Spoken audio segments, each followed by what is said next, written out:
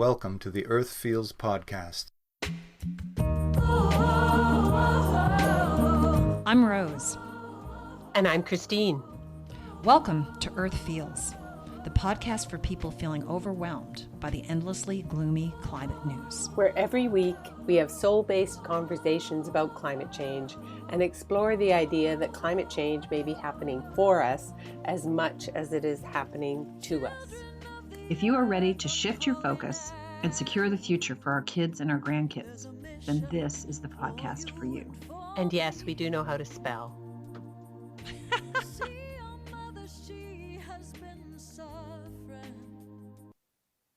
Today's question, how can we live more sustainably? Certainly we know that with every action or inaction, we are creating the world we live in. And while we may have the best of intentions to reduce our individual carbon footprints, perhaps that goal feels unattainable. Well, today I'm excited to have as my guest, Dr. Erlijn van Genuchten, a woman who decided back in 2019 to dare herself to make a 365 Sustainable Decisions Challenge.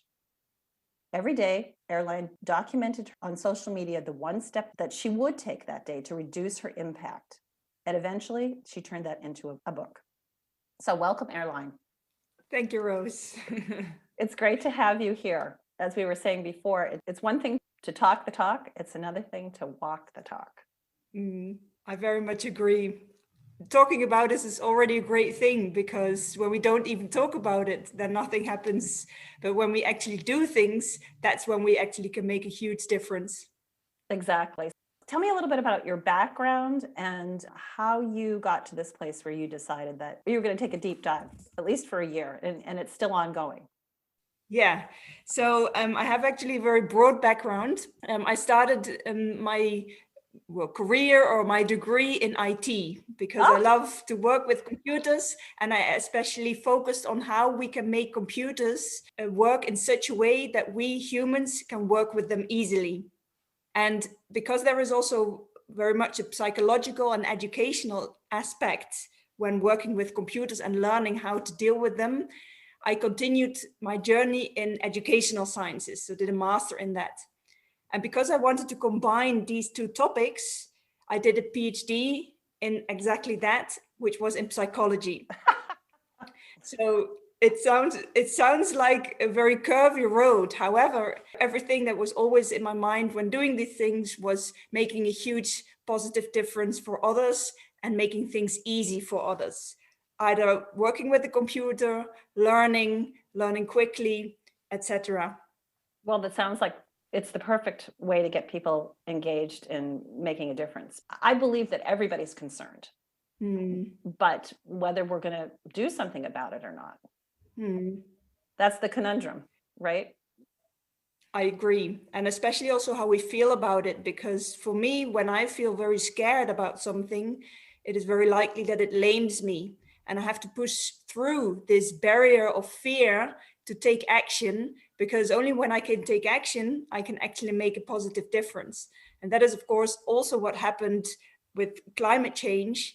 But I also have the experience that when I do push forward, I feel a lot better. So by taking action and by making a difference in my own daily life, and also to see that other people really love that as well and started picking up these ideas to put them into practice in their daily life, it really made me feel good. So instead of being scared about it, I feel good that I do everything I can to make a positive difference for our world. Wonderful. Yeah, fear is paralyzing. And you certainly know that probably from a lot of us of a certain age have that fear about IT. We're like, I can't do this. It just seems overwhelming. So anything where it's an overarching big problem, we have to take it in baby steps and little bites. So I think that's part of your brilliance. Yeah, well, that's also something I like to do, because I have this image in my mind of a huge mountain. And indeed, as you say, when we have a huge project and we look at the top of the hill, I also feel overwhelmed on how to get there. But I've learned that indeed, as you say, taking these baby steps. And I think, okay, how can I get to the next hill, which is only a little bit higher than where I'm standing. And I think, and make that hill so high that I think I can do that. And then walk up the hill. And when I'm there, I think, wow, I did that. It feels good. I feel self-confident. And I already made it closer to the top. I'm not there yet. And I have to repeat that over and over again. But it feels so much easier and so much better to take these small steps than to try to do everything at once. Well, it sounds to me that you're a runner too, are you? Yes, that's correct. Yeah, that you use a lot of that psychology, and got to get to the mailbox. Okay, if I make it to the mailbox, I can get to the next telephone pole. That's how I am. Yes. Yeah. True. I don't use it for running because I use running to clear my head and to re-energize to continue my sustainability work afterwards. But yeah, when you do it to become better or faster, or do it as a sport to win a game, for example, then you're very right. Yeah. So you got your PhD, and you had your PhD before you started this. Yes, that's okay. Already. So what made you take the jump off into, like, I'm going to do something every day? How did that come to you? Yeah. So after I did my PhD, I also taught a lot at the university and also worked in IT security. And during this work as IT security expert, which is also called a penetration tester or an ethical hacker, I noticed that I wanted to do more innovation as well. And during this job that I had with more innovation, there was at work a challenge that my employer made for us as employees and asked us to hand in ideas on how this company could become more environmentally friendly. And because that's very important to me, I was very eager to hand in as many ideas as possible. And during brainstorming, I like being innovative. I came up with the idea of doing this challenge. And that was not something my employer could do, but something I could do myself. And I very strongly believe in that a better world starts with myself. And that's why I started doing this challenge almost straight away after I got the idea. I was very excited doing this. And that's how I got into this project. I did it at first next to my full-time job because I was still working in IT. But yeah, the project grew so incredibly quickly that already after a few months, I couldn't really combine it with my full-time job anymore. So I started to make some changes in my working life as well, first with my employer, but then in October 2020, I decided to full-time dedicate myself to sustainability. Wow. So that I could do even more than I was already able to next to my job. That's great. And so now you're offering courses online, is that correct, to help other people? Yes, that's correct. Because I realized that the experience I gathered, I already put them in these daily posts, as you mentioned in the beginning, but by gathering the posts and these ideas in a completely different new way, it gives even more value, and it gives many more insights as well, which I can't describe in one post. And that's why I set up these online courses to be able to share that as well and make other people's lives easier. So where is the biggest bang for the buck, do you think? Where are people really, I can do that? Yeah, so the good news is that there are so many different things you can do. So what I should always suggest is to pick something that you feel comfortable with, that you think, like with the hill, what I shared earlier, is that you think, yeah, I can do that. And that can be something as easy as taking a shorter shower, or taking a shower instead of a bath, or when you buy cleaning products, buy the more environmentally friendly ones, or bring your own bag to the shop, or cycle somewhere instead of going by car. For some, that's not an option to go by bike instead of car, but then maybe you can do shorter showers, or the other way around. So everyone can pick something that does work. And that's why also these many ideas, I now already over 470, there's so many of them, everyone can find something that works well and is easy to do. Nice. So where do you see this going? You're 470 days into it. Are you still doing every day? So I'm still sharing every day, but I alternate between repeating an item from the beginning and adding a new one. So every second day there is a new idea, because repetition is also very important to become skilled. And that's why I also repeat it. And where it's going, well, I don't know, actually. I still have many, many ideas. So I don't think I will soon run out of ideas. So it would be nice if I get another 365 together, and maybe even more, who knows. So talk about your courses. You offer a free course. I actually did enroll on that. Yeah, it's a 10-minute course, and it teaches you a principle on how to save money by living more environmentally friendly. Because I often learned that people feel like, oh, when I live more environmentally friendly, I can't do this anymore, and it costs me a lot of money. So in this short course, I already shared one way that is not true, that you can still keep your lifestyle and you can still buy whatever you want, but you still are more environmentally friendly and you save money. In the full course, which is about 80 minutes, I share even more principles. And the idea of sharing principles, of course, with accompanying examples so that you know what these principles are about, is that you can take these principles and apply them in your daily life so that you can find something that works for you. Because what, as I said already, what does work for me does not necessarily work for you.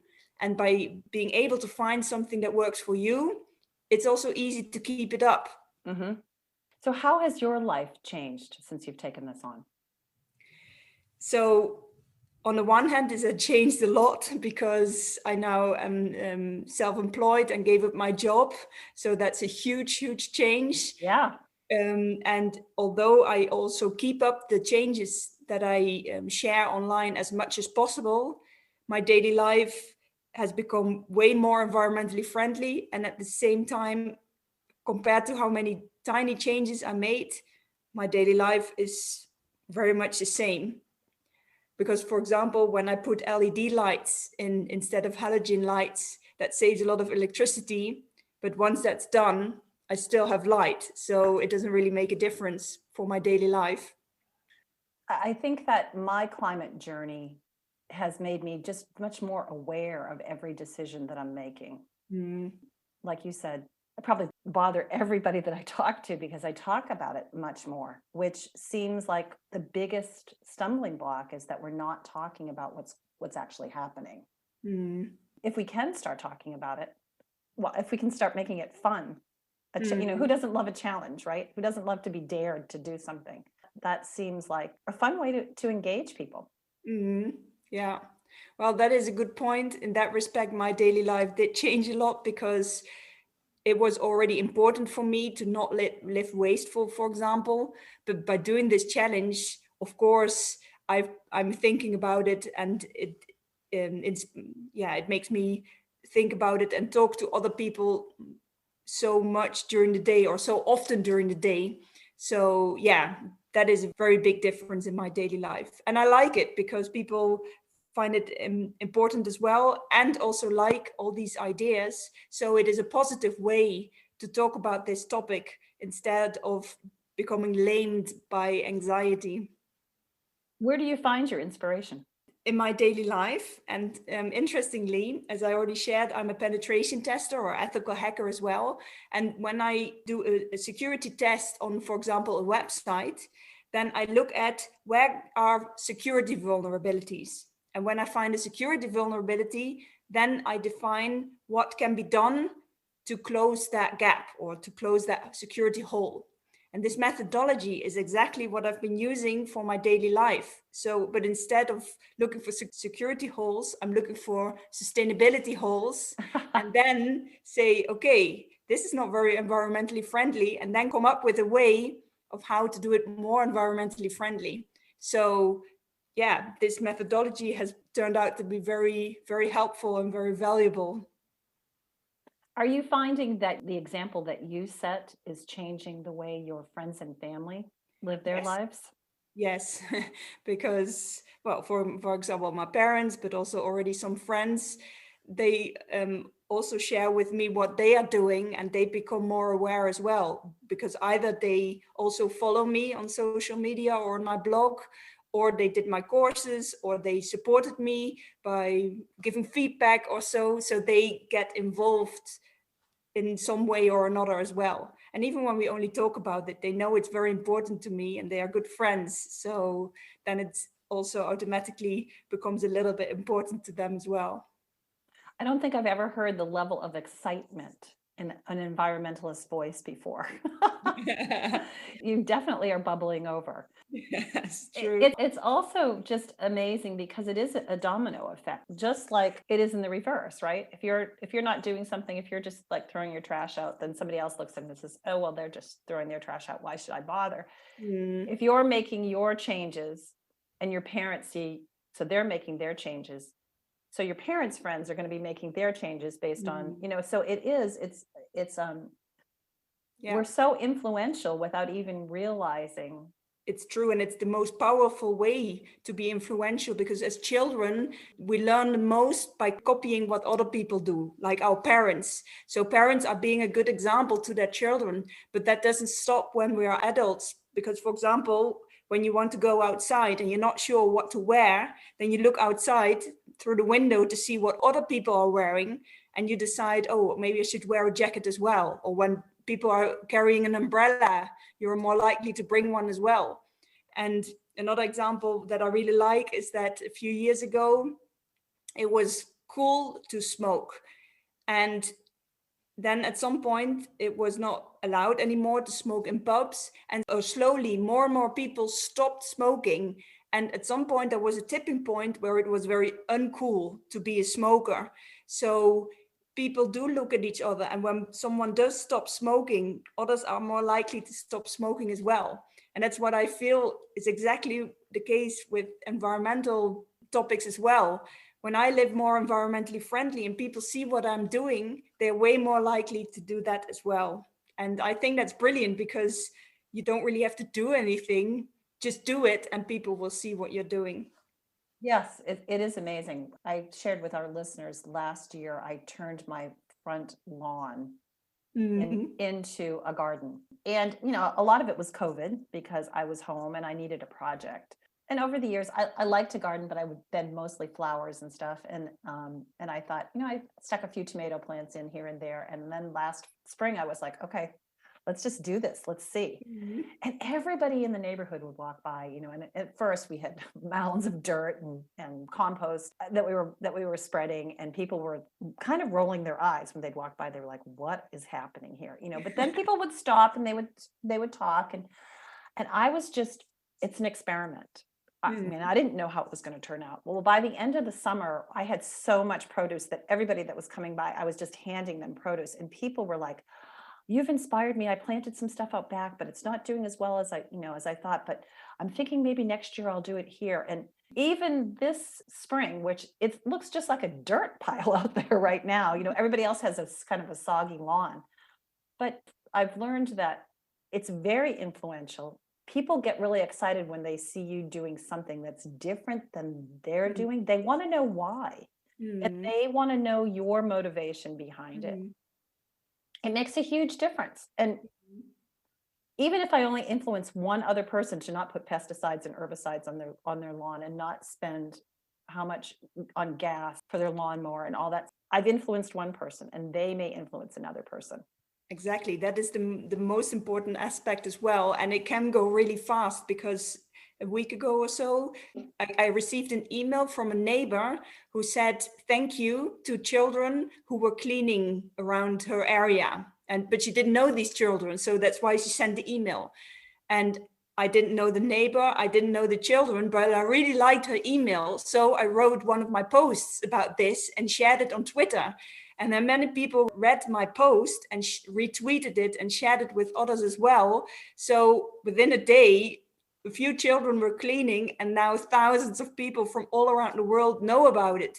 And who knows what happens after then? Maybe they got inspired as well to start picking up things, and they trigger another snowball effect, etc. So it always goes way further, I believe, than just inspiring one person. So you have quite the social media following at this point. Yes, that's correct. Your Twitter following started just with this 365-day challenge.